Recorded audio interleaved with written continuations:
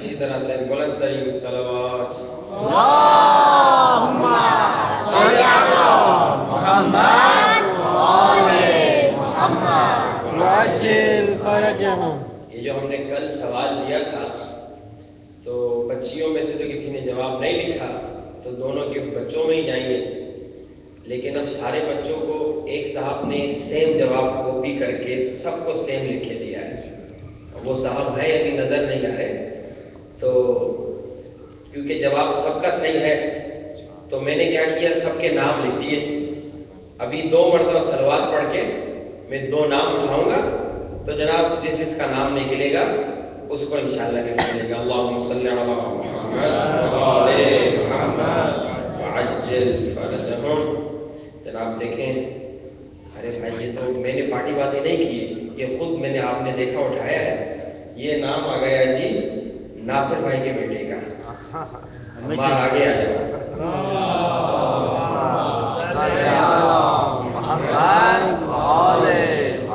جی پھر ہم صلوات پڑھتے ہیں، اللہم صلی علی محمد وآل محمد وعجل فرجہم۔ یہ نام آ گیا سید فرحت علی شاہ۔ اللہم صلی علی محمد وآل محمد وعجل فرجہم۔ اچھا اب جواب کیا تھا وہ آپ تو جان چکے ہوں گے، ہاں جی، تو پھر جواب دینے کی ضرورت نہیں ہے۔ تو اب ہم آپ کو ایک اور سوال دیتے ہیں، اور اگر نہیں جانتے تو پھر آپ بچوں سے پوچھ لیجیے گا، اپنے ہی بچوں سے۔ وہ دوسرا سوال کیا ہے، ایک شخص آیا مولا علی کے پاس اور اس نے 3 سوال پوچھے، مولا نے اس کے جواب بتائے۔ اس نے کہا دنیا کا سب سے پہلا درخت، سب سے پہلا چشمہ اور سب سے پہلا پتھر، اس کا نام کیا ہے؟ آپ بتائیے تو میں شیعہ ہو جاؤں گا۔ مولا نے بتایا اور مقدموں پہ گر کے شیعہ ہو گیا۔ اب یہ کیا ہے، یہ پھر بچوں کی انشاءاللہ کوشش ہوگی، وہ جواب دیں گے۔ بچیاں بھی اگر محنت کریں تو ان کو بھی ایک گفٹ ملے گا، ایک بچوں کو اور ایک بچیوں کو۔ تو انشاءاللہ دیکھیں اب کل کا کیا جواب آتا ہے۔ بآواز بلند صلوات اللہم صلی علی محمد وآل محمد وعجل فرجہم۔ اپنے مرحومین کے لیے، ہمارے مرحومین کے لیے، بانیان مجلس کے مرحومین کے لیے ایک مرتبہ سورۃ الفاتحہ۔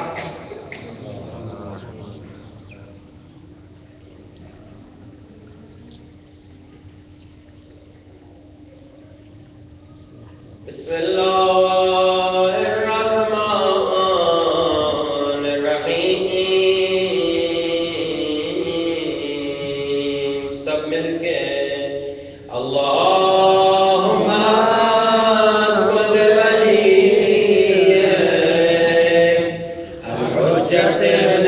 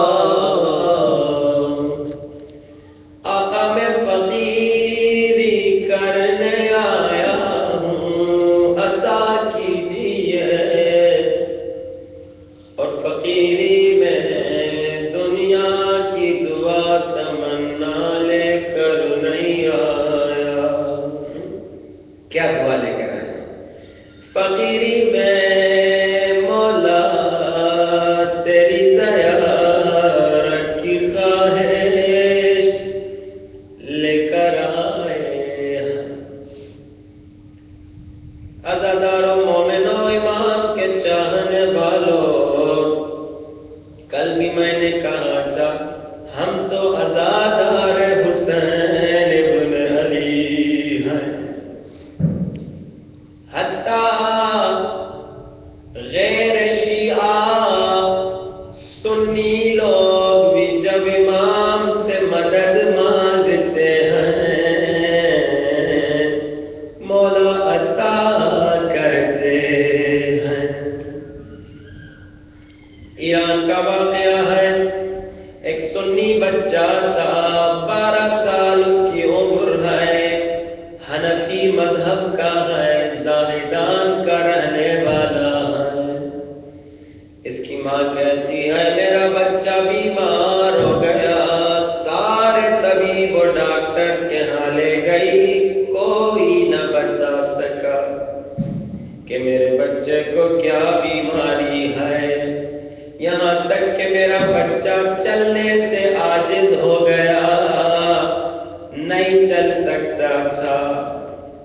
تو میں اپنے بچے کو تہران لے کر آئی، تہران کے ڈاکٹروں نے دیکھ کے کہا تیرے بچے کو کینسر ہو گیا ہے، کینسر ہو گیا ہے اور بچنے کی کوئی امید نہیں۔ بچے نے یہ بات سن لی، بچہ بھی پریشان ہوا، ماں کہتی ہے میں دعا پہ دعا کر رہی تھی اللہ میرے بچے کو بچا دے، کہتی ہے میرا بچہ ٹھیک نہیں ہوتا تھا۔ ایک دن میں اسپتال میں تہران میں بیٹھی روتی روتی دعا کرتی کرتی سو گئی، مجھے خواب میں اشارہ ہوا اگر تیرے بچے کا دنیا کے ڈاکٹروں کے پاس علاج نہیں، اس عظیم ہستی کے در پہ جا جو لا علاجوں کا علاج کرتا ہے۔ کا مجھے اشارہ ہوا جمکران آ جا، میں اپنے بچے کو اٹھا کے جمکران آ گئی۔ اب بچہ کہتا ہے جب میں جمکران پہنچا میں دعا کر رہا تھا، رو رو کے کہہ رہا تھا امام زمانہ میں آپ کو نہیں جانتا ہوں، میرا مذہب سنی ہے، عمر میری 12 سال ہے، 5ویں کلاس کا بچہ ہوں، ڈاکٹروں نے کہا میں مرنے والا ہوں، امام زمانہ میں مرنا نہیں چاہتا، امام زمانہ میں آپ کو نہیں جانتا، لیکن میری ماں نے کہا ہے کہ فرزند زہرا اور کسی کو خالی نہیں لوٹاتے۔ سنی بچہ امام سے کیسے بات کر رہا ہے، مولا میں آپ کو نہیں جانتا، لیکن میری ماں نے کہا ہے آپ کے در سے کوئی خالی ہاتھ نہیں جاتا۔ کہتا میں دعا کرتا کرتا روتا روتا سو گیا، خواب میں مولا کا نور نظر آیا، مولا نے مجھے شفا دے دی۔ سب مل کے مولا کو بلائیے، یا ابا صالح المدد مولا، یا ابا صالح المدد مولا، یا ابا صالح المدد مولا، یا ابا صالح المدد مولا۔ اور سے سنیے، اور اگر ساتھ میں پڑھ سکتے ہیں پڑھنے کی کوشش کیجئے۔ میں جہاں بھی گیا، میں جہاں بھی رہا، میں جہاں بھی گیا میں جہاں بھی رہا آپ کو دم بدم ڈھونڈتا ہی رہا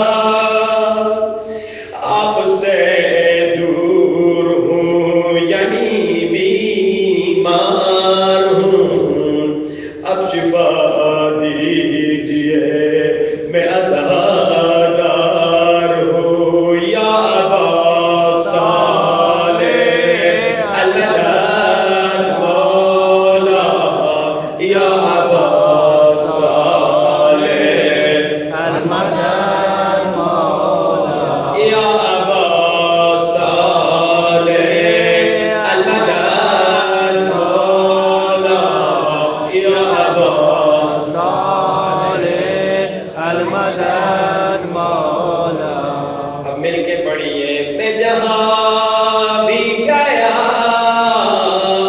میں جہاں بھی رہا میں جہاں بھی گیا میں جہاں میرا آپ کو دم بدم ڈھونڈتا ہی رہا آپ کو دم بدم ڈھونڈتا میرا آپ سے دور ہوں یعنی بیمار ہوں اب شفا دیجئے میں عزادار ہوں یا ابا صالح المدد مولا یا ابا صالح المدد مولا بلند صلوات اللهم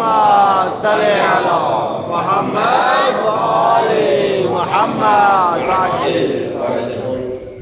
أما بعد فقد قال الله تبارك وتعالى في كتابه المجيد يوم لا ينفع مال ولا بنون إلا من أتى الله بقلب سليم بلند ترین صلوات اللهم صل على محمد وآل محمد وعجل فرجهم. خزان واجب الاحترام، کل گفتگو میں آپ نے سنا کہ خالق کائنات نے کائنات میں ہر رہنے والے کو قیامت کے متعلق یہ بتلا دیا کہ قیامت کے دن کوئی مددگار نہیں ہوگا الا مگر تیرا قلب سلیم، مگر تیرا پاک دل. اور کل بھی آپ نے سنا اور کل بھی آپ سنیں گے اور آج بھی آپ سنیں گے کہ اللہ کے رسول نے بتلایا کہ قلب سلیم کس دل کو کہتے ہیں، پاک دل کس دل کو کہتے ہیں، طاہر دل کس دل کو کہتے ہیں. تو اللہ کے رسول نے بتلا دیا کہ پاک دل وہی دل ہوتا ہے جس میں محبت علی و آل علی ہوتی ہے. پاک دل وہی دل ہوتا ہے جس میں محبت علی و آل علی ہوتی ہے. اور عزیزان محترم یہ نہ سمجھیے گا کہ صرف آپ لوگ مولا سے محبت کرتے ہیں، لیکن عزیزان محترم یہ جملہ آپ کو ہدیہ کرنا چاہتا ہوں، اٹھا کے دیکھ لیجئے کائنات کا ہر شریف دل انسان. یہ جملہ بڑا عجیب و غریب ہے، میں نے نہیں کہا ہر انسان، میں نے کہا کائنات کا، پوری دنیا کا ہر شریف دل انسان جس کے دل میں ذرہ برابر شرافت ہوتی ہے وہ محب مولا علی ہو جاتا ہے. آگے دیکھ لیجئے اہل سنت کے بھی بڑے بڑے علماء، اہل سنت کے ائمہ یعنی ان کے امام، وہ بھی جب فضائل اہل بیت کو دیکھتے ہیں تو بے ساختہ کہہ دیتے ہیں کہ جو محبت مولا علی ہے، کہ جو محبت اہل بیت ہے، کہ جو محبت محمد و آل محمد ہے، اتنی عظیم نعمت ہے، اتنی عظیم نعمت ہے کہ زمخشری اہل سنت کے علماء کہتے ہیں، فخر الدین رازی اہل سنت کے عالم دین کہتے ہیں، کیا کہتے ہیں؟ من مات علی حب آل محمد مات مغفورا، من مات علی حب آل محمد مات تائبا، من مات علی حب آل محمد مات شہیدہ شیعہ عالم دین نہیں ہے، اہل سنت کے عالم ہے، معمولی عالم نہیں ہے، بہت بڑے عالم ہیں، زمخشری ان کا نام ہے، فخر الدین رازی ان کا نام ہے، کہتے ہیں جو محبت محمد و آل محمد میں مرتا ہے، جو عشق علی و آل علی میں مرتا ہے، اسے موت نہ کہنا، اس کی موت شہادت کی موت ہے۔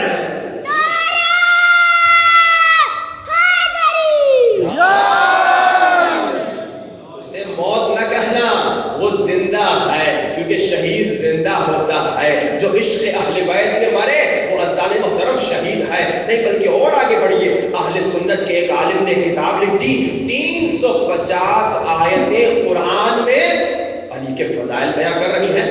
لکھنے والا شیعہ نہیں، اہل سنت کا عالم ہے، اس نے کہا قرآن پاک کی 6666 آیتوں میں سے 350 آیتیں وہ ہیں جو فضل علی ابن ابی طالب بیان کر رہی ہیں۔ ایک اور عالم آئے، انہوں نے اور ریسرچ کی، انہوں نے کہا 350 نہیں 500 آیتیں قرآن پاک میں ایسی ہیں جو فضل مولا علی بیان کر رہی ہیں۔ کسی نے لکھا 600 آیتیں ایسی ہیں جو مولا علی کے فضائل بیان کر رہی ہیں۔ لیکن عزیزان محترم، آئیے کنفیوژن کو دور کرنے کے لیے در مصطفیٰ پہ جاتے ہیں، در رسول خدا پہ جاتے ہیں اور کہتے ہیں یا رسول اللہ، کوئی کہہ رہا ہے 350 آیتیں، کوئی کہہ رہا ہے 500 آیتیں، کوئی کہہ رہا ہے 600 آیتیں علی کی شان میں ہیں۔ یا رسول خدا، اے وما ینطق عن الہویٰ کے مصداق رسول، آپ بتائیے قرآن پاک میں کتنی آیتیں مولا علی کے فضائل کو سنا رہی ہیں؟ تو اللہ کے رسول جواب میں کہیں گے 1-2 آیتوں کی بات نہیں، علی مع القرآن، پورا قرآن علی علی کر رہا ہے۔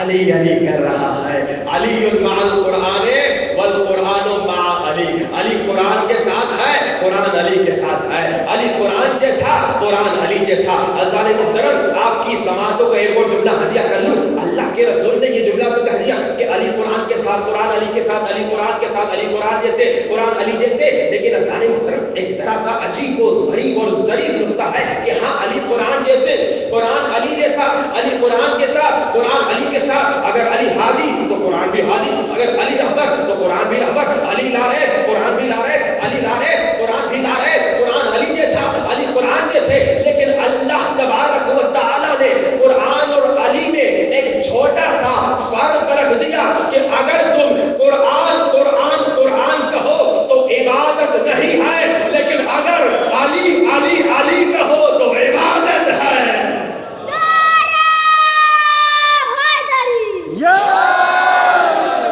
آپ کی نئی نسلیں تو بچی علی مولا، علی مولا، علی مولا، علی مولا، آپ کی نئی نسلیں اچھی طرح سے تیار ہو گئی ہیں، لیکن ابھی آپ لوگ تیار نہیں ہوئے اس انداز سے نعرہ لگانے میں۔ تو انشاءاللہ یاد رکھیے کہ مجلس میں جب ذکر مولا ہو تو ساتھ میں نعرہ حیدری عروج پہ ہوتا ہے، نعرہ حیدری۔ اللہ کے رسول نے کیا کہا؟ علی مع القرآن والقرآن مع علی، یہ ایک ساتھ ہیں، ایک جیسے ہیں، لیکن قرآن پڑھنے سے تو عبادت ہے، لیکن قرآن کہو قرآن قرآن قرآن قرآن کوئی ثواب نہیں ملے گا۔ لیکن علماء کہتے ہیں بڑی سے بڑی مشکل آ جائے، تسبیح اٹھاؤ 100 مرتبہ کہو یا علی مدد، یا علی مدد، یا علی مدد، ثواب کا ثواب، مشکل کشائی بھی ہوتی ہے۔ بلند ترین صلوات اللہم صلی علی محمد وآل محمد وعجل۔ تو یہ محبت مولا علی نجات کا وسیلہ ہے۔ لیکن عزیزان محترم عجیب سے غریب بات، اعتراض آپ نے کل بھی سنا، اعتراض کرتے ہیں آج بھی سن لیجیے، کہا کہ آپ نے کہا کہ پورا قرآن علی علی کر رہا ہے، آپ نے کہا کہ اللہ کے رسول نے فرمایا علی مع القرآن والقرآن مع علی، تو اب اس سوال کا جواب بھی دے دیجئے کہ دیکھیے اگر پورا قرآن علی علی کر رہا ہے، اگر قرآن علی کے ساتھ ہے، علی قرآن کے ساتھ ہے، تو اللہ نے علی کا نام قرآن میں کیوں نہیں لایا؟ اعتراض ہے، آپ سے پوچھا ہوگا کسی نے، ہم سے پوچھا ہوگا، اکثر پوچھتے رہتے ہیں کہ بھائی آپ جو کہہ رہے ہیں قرآن علی علی قرآن ایک ساتھ ایک جیسے، تو اللہ نے علی کا نام قرآن میں کیوں نہیں لکھا؟ حسن کا نام قرآن میں کیوں نہیں لکھا؟ جب اللہ کے رسول نے کہا کہ 12 خلیفے ہوں گے تو اللہ 12 خلیفوں کے نام لکھ دیتا تو پرابلم ہی سولو ہو جاتی. پھر یہ جو ایشوز بن رہے ہیں آج کے زمانے میں کہ خلیفہ کون ہے، پہلا کون ہے، دوسرا کون ہے، یہ ہوتا ہی نہیں. رسول نے کہا 12 خلیفے، اللہ قرآن میں لکھ دیتا پہلا خلیفہ علی، آخری خلیفہ صاحب الزمان امام زمانہ عبد اللہ تعالی فرج شریف. اللہم صلی علی محمد و آل محمد عجل فرج. ایک اعتراض ہے. تو کسی نے کہا بات یہ ہے کہ اگر اللہ 12 خلیفوں کے 12 اماموں کے نام لکھتا تو کوئی آگے مٹا دیتا. تو پھر جواب ملا یہ تو ہو ہی نہیں سکتا، کیونکہ اللہ نے خود گارنٹی دی کہ انا نحن نزلنا الذکر وانا لہ حافظون، کہ جناب اللہ نے کہا ہم نے بھیجا ہے، ہم گارنٹی دے رہے ہیں، اس میں نہ کوئی بڑھا سکتا ہے نہ کوئی گھٹا سکتا ہے. تو پھر بات کیا ہوئی؟ اللہ نے نام کیوں نہیں لکھے؟ تو جواب یہ ملا اگر علی، حسن، حسین 12 اماموں کے نام آتے تو سب لوگ اپنے بچوں کے نام علی، حسن، حسین رکھ دیتے تو یہ پتہ نہ چلتا کون سا خدا والا علی ہے کون سا لوگوں والا علی ہے. تو اللہ نے ایک اور کام کر لیا، اللہ نے نام نہیں بتائے لیکن صفات بتا دی. نام نہیں بتائے لیکن 33ویں سورہ کی 33ویں آیت میں انما یرید اللہ لیذھب عنکم الرجس اہل البیت ویطہرکم تطہیرا میں ان کی طہارت کی صفت بتا دی. نام نہیں بتائے لیکن سورہ شورى کی 23ویں آیت میں قل لا اسألکم علیہ اجرا الا المودۃ فی القربى میں ان کی مودت کا اعلان کیا. نام نہیں بتائے لیکن سورہ محمد میں ان تنصر اللہ ینصرکم میں ان کی نصرت کی صفت بتائی. سورہ اسراء میں لقد کرمنا بنی آدم میں ان کی کرامت کی صفت بتائی. اسی طرح سورہ دہر میں وَيُطْعِمُونَ الطَّعَامَ عَلَى حُبِّهِ مِسْكِينًا وَيَتِيمًا وَأَسِيرًا میں ان کی سخاوت کی صفت بتا دی. سورہ آل عمران میں آیہ مباہرہ میں ان کی صداقت کی صفت بتا دی. اور 5ویں سورہ کی 55ویں آیت میں انما ولیکم اللہ ورسولہ والذین آمنوا الذین یقیمون الصلاۃ ویؤتون الزکاۃ وهم راکعون میں ان کی ولایت کی صفت بتا دی. نام نہیں بتائے، نام نہیں بتائے لیکن صفات بتا دی کہ اللہ نے نور اول بنایا ہے تو علی کو بنایا ہے، اللہ مقصود کائنات بنایا ہے تو علی کو بنایا ہے، ہادی بشریت بنایا ہے تو علی کو بنایا ہے، نور و ایمان بنایا ہے تو علی کو بنایا ہے، کل ایمان بنایا ہے تو علی کو بنایا ہے، مادر رسالت بنایا ہے تو علی کو بنایا ہے، محبت وحی بنایا ہے تو علی کو بنایا ہے، مبصر قرآن بنایا ہے تو علی کو بنایا ہے، محافظ قرآن بنایا ہے تو علی کو بنایا ہے، نور و ایمان بنایا ہے تو علی کو بنایا ہے، مالک کوثر بنایا ہے تو علی کو بنایا ہے، ساقی کوثر بنایا ہے تو علی کو بنایا ہے، کفر و ایمان کے لیے فرقان بنایا ہے تو علی کو بنایا ہے، خباثتوں کی پہچان کا وسیلہ بنایا ہے تو علی کو بنایا ہے، اور نسلوں کے لیے معیار طہارت بنایا ہے تو علی کو بنایا ہے.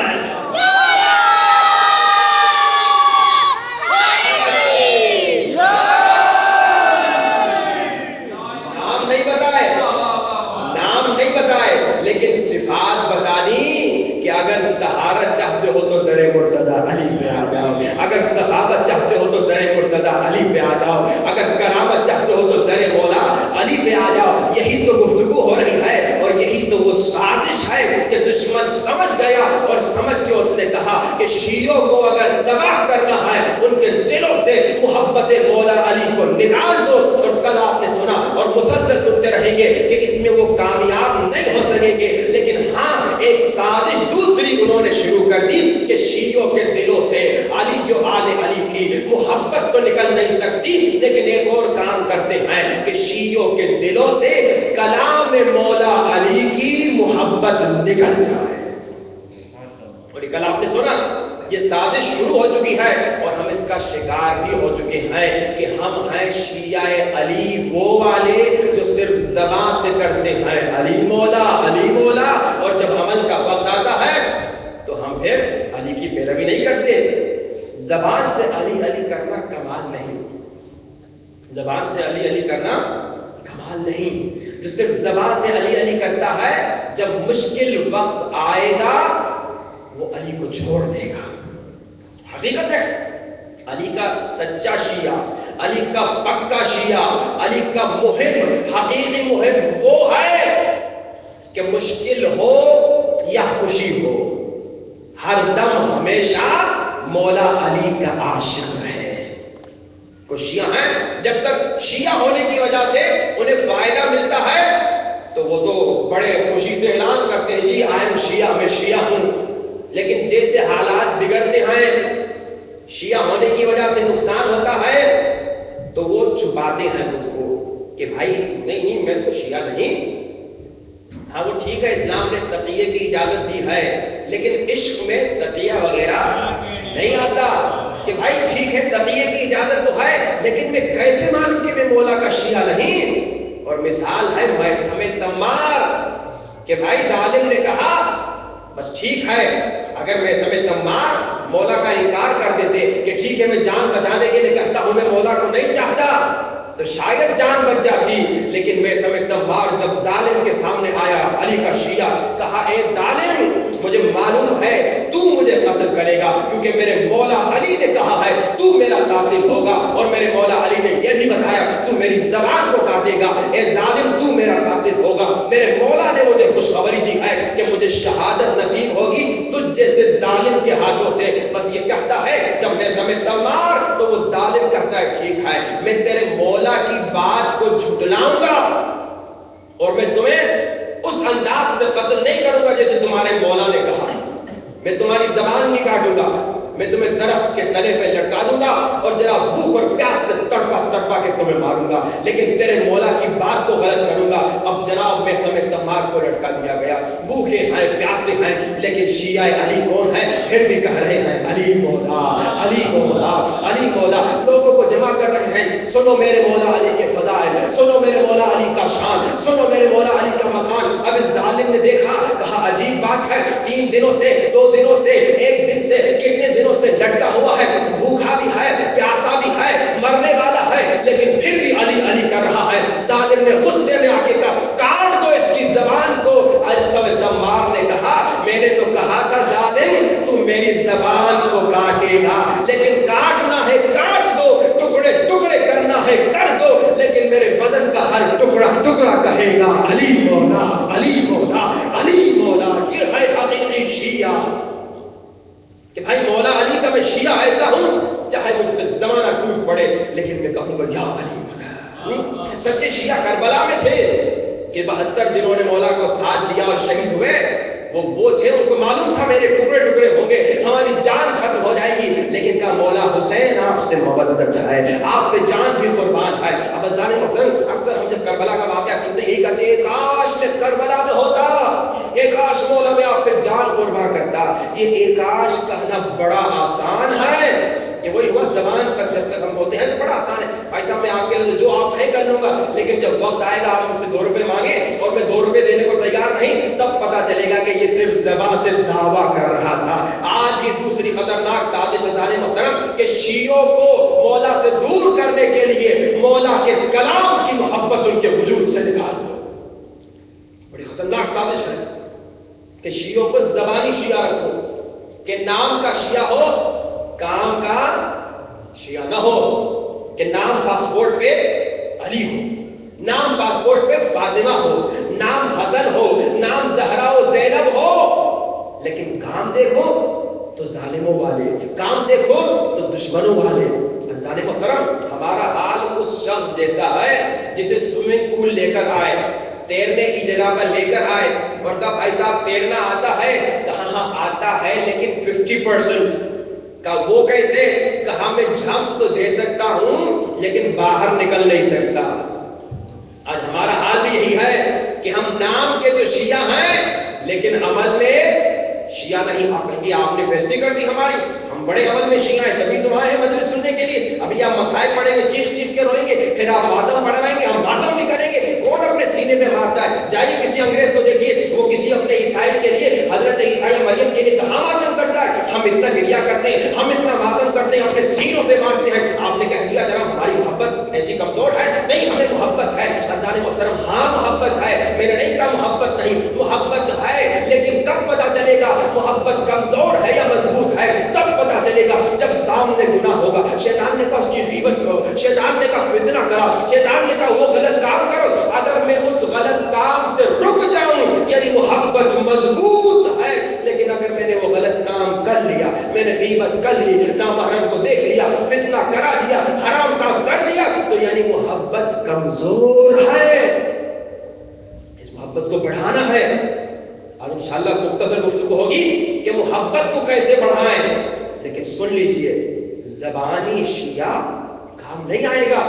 یہ تو مولا علی کے زمانے میں زبانی شیعہ تھے نا، ایک جوانوں کا گروپ تھا، وہ بار بار مولا علی کے پاس آتا تھا، مولا علی آپ اجازت دیجئے ہم آپ کے دشمنوں سے لڑیں گے، ٹکڑے ٹکڑے کر دیں گے، اپنی جانیں قربان کر دیں گے۔ مولا علی جانتے تھے یہ وہ شیعہ ہیں جو صرف زبان سے علی علی کر رہے ہیں، مولا نے اجازت نہیں دی۔ ایک دن بڑا اصرار کیا، مولا نے کہا ٹھیک ہے اگر تم چاہتے ہو ہم تمہیں اجازت دیں، ایک کام کرو جنگ کی اجازت دیتا ہوں، ایک شرط ہے۔ مولا آپ 10,000 شرطیں لگا دیجئے، ہم تو جان قربان کرنے آئے ہیں۔ بھائی ٹھیک ہے شرط کیا ہے مولا؟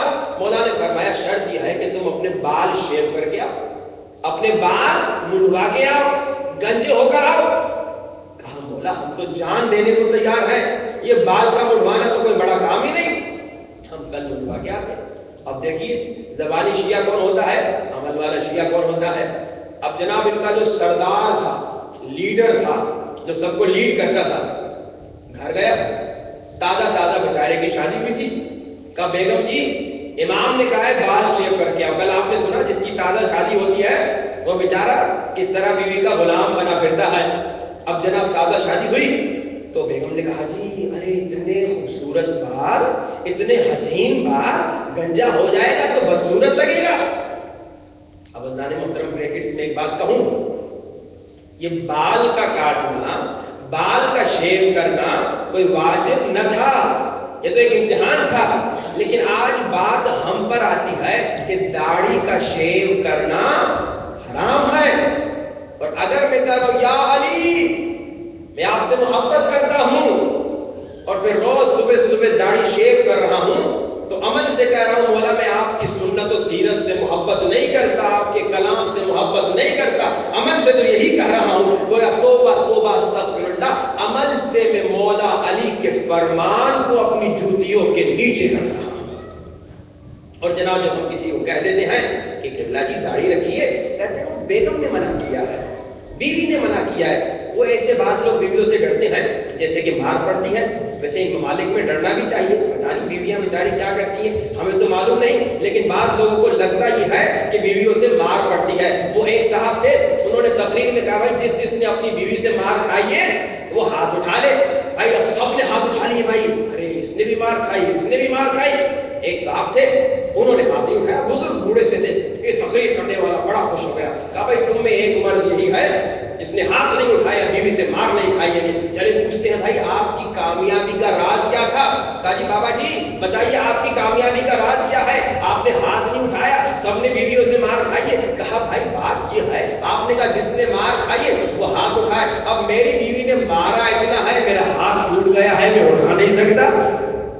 آپ کی بیویاں تو انشاءاللہ ایسی نہیں، بلکہ افسوس سے یہ کہنا پڑتا ہے ہمارے معاشرے میں، ہمارے ماحول میں برائی تو یہ ہے کہ مرد بیویوں پہ اتنا ظلم کرتے ہیں کہ بیچاری بیویاں چپ کر کے شرافت سے زندگی گزارتی ہیں مار کھاتی کھاتی۔ اور یہ بہت بڑا گناہ ہے کہ اگر مرد اپنی بیوی پہ ہاتھ اٹھائے، سنیے ذرا محترم اور سنائیے، اگر مرد اپنی بیوی پہ ہاتھ اٹھائے، اگر عورت اپنے شوہر کو تنگ کرے، تکلیف دے، اذیت دے، تو امام فرماتے ہیں حدیث میں ہے، روایت میں ہے، نہ یہ ظالم مرد نہ وہ ظالمہ عورت فشار قبر کے عذاب سے نہیں بچیں گے۔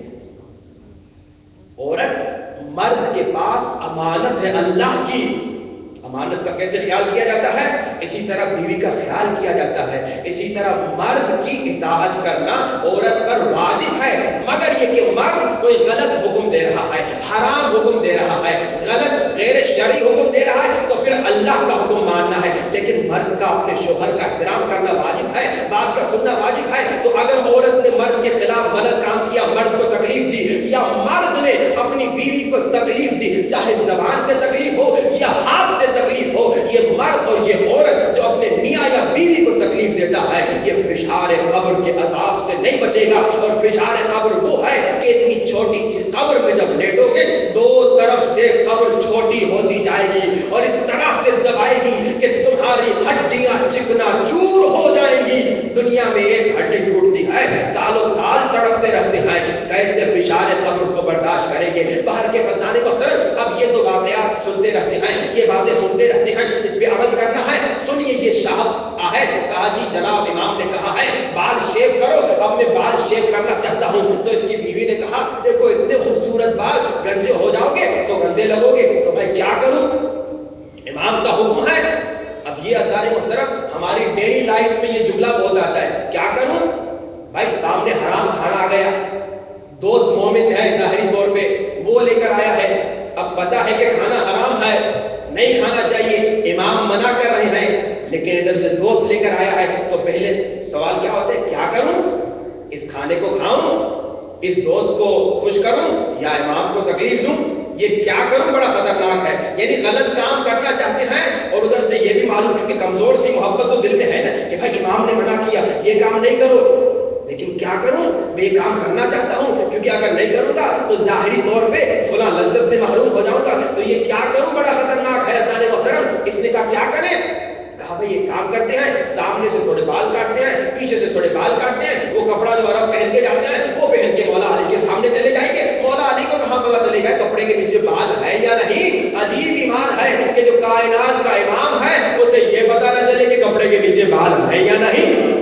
اب تیار ہو کے آ گیا, تھوڑے بال آگے سے کاٹے تھوڑے پیچھے سے کاٹے. یہ کون شیعہ ہے, جو زبانی شیعہ ہے, عمل میں شیعہ نہیں, عمل میں مولا کی خاطر بال قربان کرنے کو بھی تیار نہیں. آ گیا مولا کے سامنے, اور یہ کون تھا, وہ دعوے دار جو دعوے پہ دعوے کرتا تھا, مولا آپ اجازت دیجیے, مولا آپ حکم دیجیے, ہم اپنی جان قربان کریں گے, ہم لاکھ مرتبہ تجھ پہ قربان ہو جائیں گے. اب آ گیا مولا کے سامنے, مولا نے سب سے پہلے اس کے پاس آ کے کہا اے مومن, جب تو بال کی قربانی نہیں دے سکتا تو جان کی قربانی کیسے دے گا.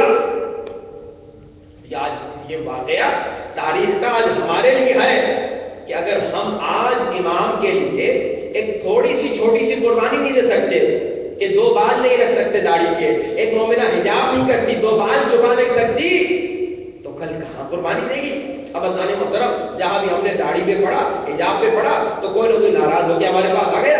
اچھا ایک دوسرا مسئلہ بھی ہے جناب, جو بیچارہ داڑھی والا نہیں ہوتا سارے مومن اس کی طرف دیکھتے ہیں, مجلس میں ہی مذاق بنا دیتے ہیں, مجلس کا کچمبر بناتے ہیں کہ ہاں بھائی دیکھو مولانا تمہارے بارے میں پڑھ رہے ہیں. نہیں عزیزان محترم, کسی اور کے عیب کو تلاش نہ کرو, اپنے عیبوں کو دیکھو. جناب ایک جگہ ہم نے تقریر کی حجاب پہ اور داڑھی پہ, ایک مومنہ بڑی ناراض ہو گئی, اس نے ہمیں کال لگا دی, کہا مولانا آپ کو کوئی اور ٹاپک ملتا نہیں ہے, آپ یا حجاب پہ پڑھتے ہیں یا داڑھی پہ پڑھتے ہیں.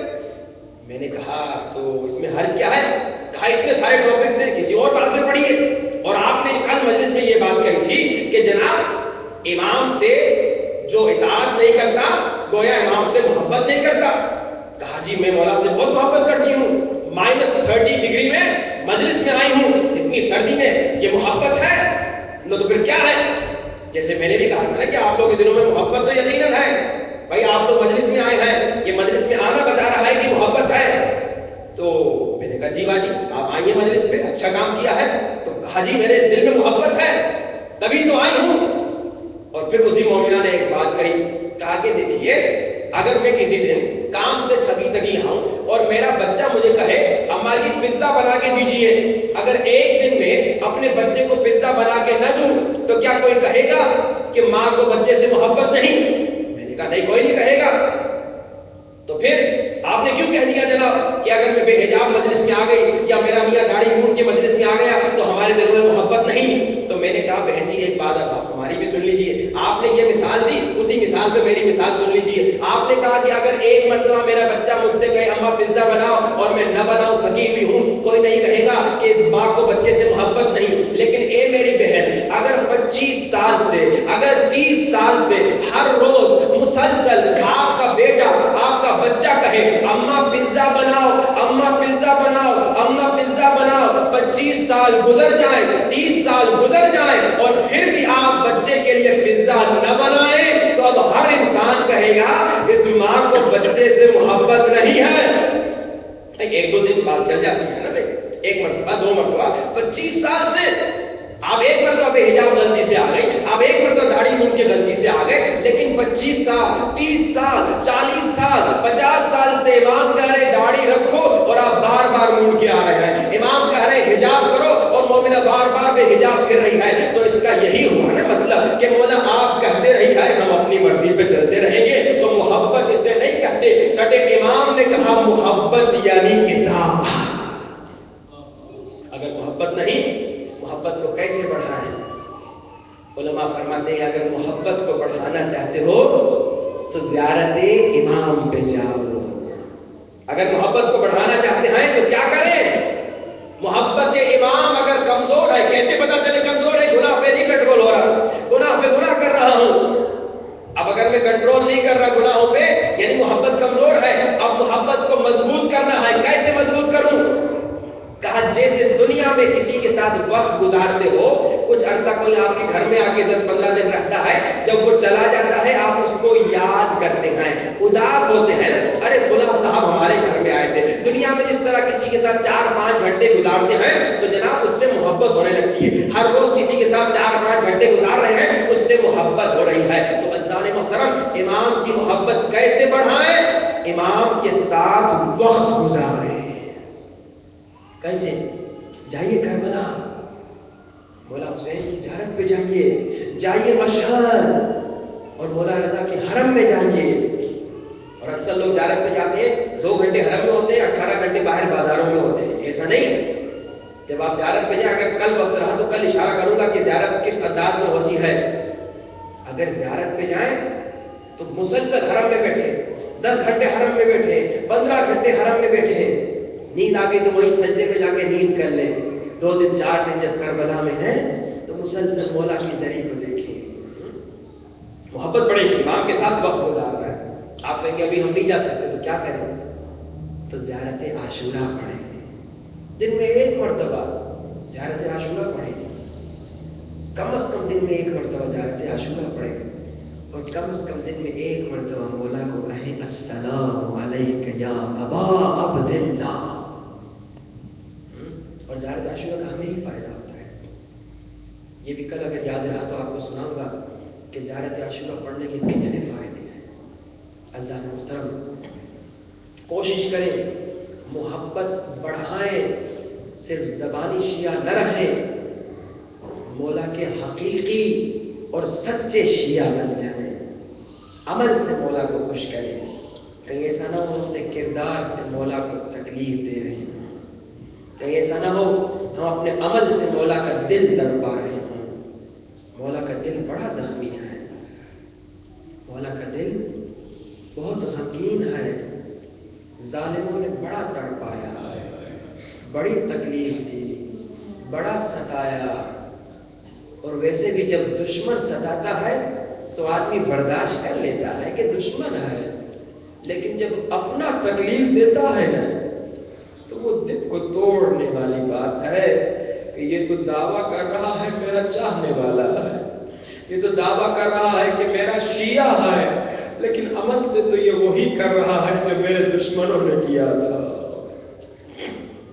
آئیے مولا کو سلام دیں، دن میں کم از کم 1 مرتبہ تو مولا کو سلام دیا کریں۔ اگر مولا کی بات سنیں تو مولا نے آخری ٹائم، آخری وقت جب جانے لگے نا مولا حسین میدان میں، تو بیٹے سجاد کے پاس آئے اور ایک پیغام دیا سارے شیعوں کے لیے کہ بیٹا سجاد میرے شیعوں کو جا کے پیغام دینا کہ شیعوں جب کبھی پانی پیا کرو، جب کبھی پانی پہ تیری نظر پڑے تو ایک بار کہہ دیا کرو السلام علی الحسین۔ جب کبھی دن میں کتنی مرتبہ پانی پیتے ہیں؟ 10 مرتبہ، 5 مرتبہ۔ جب پانی پہ نظر پڑے مولا فرماتے ہیں میرے شیعوں جب پانی پہ نظر پڑے میری پیاس کو یاد کرو،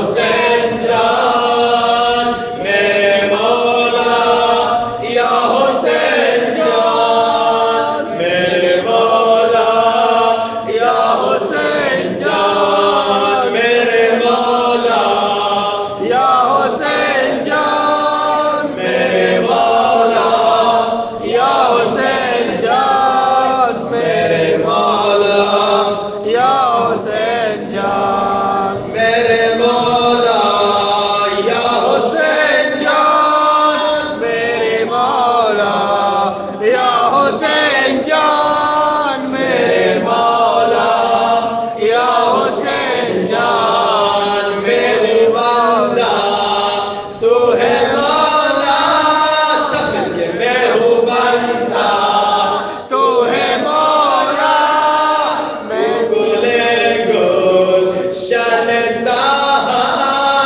تو گلے گل شان تاہا مجھ پہ بھی مولا کرم ہو جان زہرا جان زہرا میرے مولا میرے حسین جان میرے مولا یا حسین جان میرے مولا یا حسین جان میرے مولا یا حسین جان میرے مولا یا حسین جان میں ہوں بندہ تو ہے مولا میں ہوں بندہ تو ہے مولا تو گلے گل شان تاہا مجھ پہ بھی مولا کرم ہو جان زہرا جان زہرا میرے مولا یا حسین جان میرے مولا یا حسین جان میرے مولا یا حسین جان میرے مولا یا حسین جان میرے مولا یا حسین جان میرے مولا یا حسین جان زدارو میرے مولا حسین کی شہادت کے بعد ایک چھوٹی 3 برس کی ننھی بچی رو رو کے کہتی تھی بابا میرے مظلوم بابا بابا میں آپ کے سینے پہ سونے کی آدھی تھی بابا مجھے زندان کی سخت زمین پہ نیند نہیں آتی عزادارو ایک مومن زندان شام سے گزر رہا تھا اس کی نظر ایک چھوٹی بچی پہ پڑی کون بچی جس کے کان زخمی تھے جس کا کرتا جلا ہوا تھا جو رو رو کے کہہ رہی تھی چچا جان قسم لے لے اب پالی نہیں مانگوں گی ذرا تھوڑی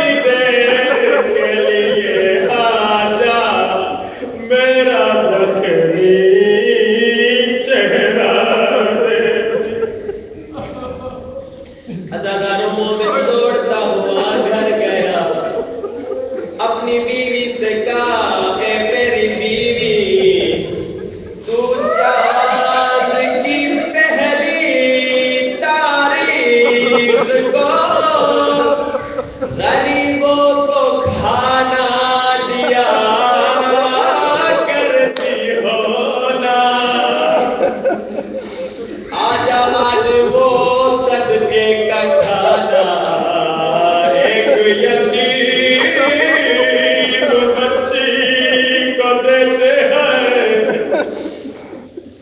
مومنان کا کھانا مل کے جا کے دیں گے.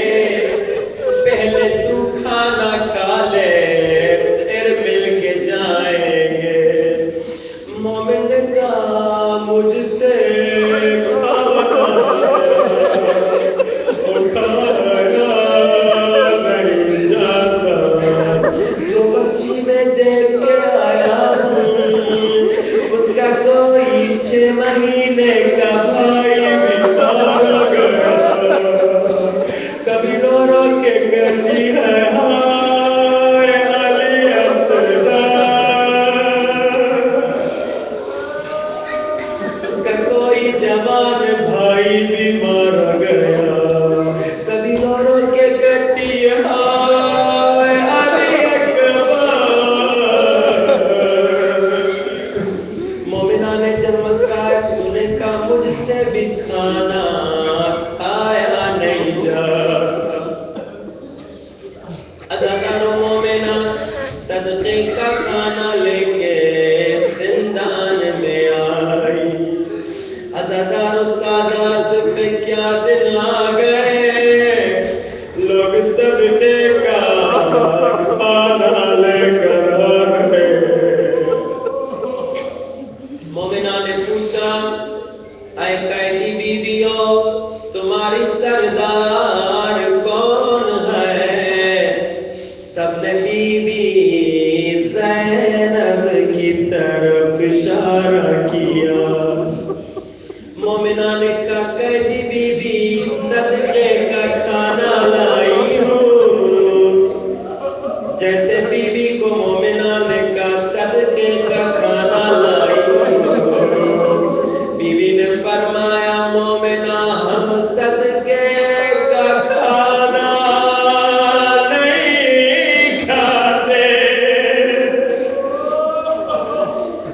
صدقے کا کھانا نہیں کھاتے.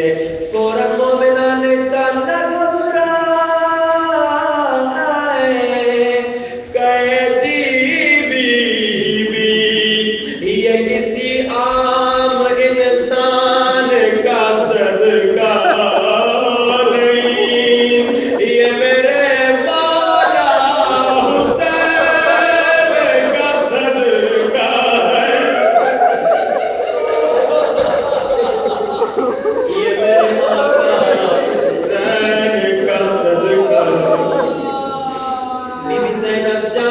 مگر مومنہ سے پوچھا مومنہ تو حسین کا صدقہ کیوں دیتی ہو؟ مومنہ نے کہا اے قیدی بیوی میری ماں کوفے میں رہا کرتی تھی. اللہ نے میری ماں کو 10 بیٹے دیے. میری ماں کی تمنا تھی اللہ ایک بیٹی عطا کرے. اور میری ماں یہ تمنا یہ آرزو لے کر ثانیہ زہرا اور زینب کبریٰ بی بی کے در پہ لے کر آئی. اور کہا بی بی دعا کیجئے. بی بی نے دعا کی میں پیدا ہو گئی. اب عزادار و مومنہ فخر سے کہتی ہے اے قیدی بیوی میں زینب کی دعا کا ثمر ہوں. بی بی زینب نے دعا کی میں پیدا ہو گئی. لیکن اے قیدی بیوی میں اکثر بیمار رہتی تھی. میری ماں پھر بھی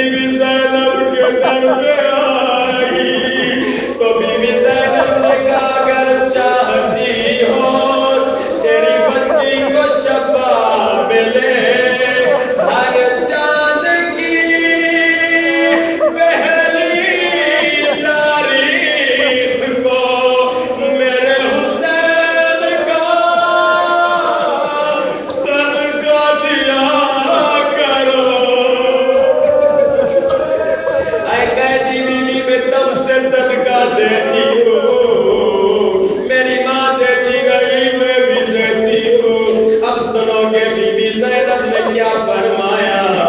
بی بی زینب نے فرمایا مومنا اب صدقہ دینا بند کر دے، اور صدقے دینے کے موسم گزر گئے۔ جیسے مومنا نے یہ جملے سنے جلال میں آئی، کہا اے قیدی بی بی اگر کھانا نہیں کھانا تو نہ کھا، لیکن میرے مولا حسین کو بددعا نہ دے، اللہ حسین کو اکبر کے ساتھ آباد رکھے، اللہ حسین کو عباس کے ساتھ آباد رکھے۔ عزادارو، جیسے عباس کا نام آیا ننھی سکینہ آگے بڑھی ہوگی، مومنہ کیا تو میرے چچا عباس کو جانتا ہے؟ مومنہ گھبرا گئی، بی بی سکینہ کو دیکھا، پھر بی بی زینب کو دیکھا، کہا اے قیدی بی بی یہ بچی کیا کر رہی ہے؟ اس بچی کا عباس سے کیا رشتہ؟ بی بی زینب نے کہا یہ بچی عباس کی بھتیجی ہے۔ جیسے بی بی زینب نے کہا یہ بچی عباس کی بھتیجی ہے،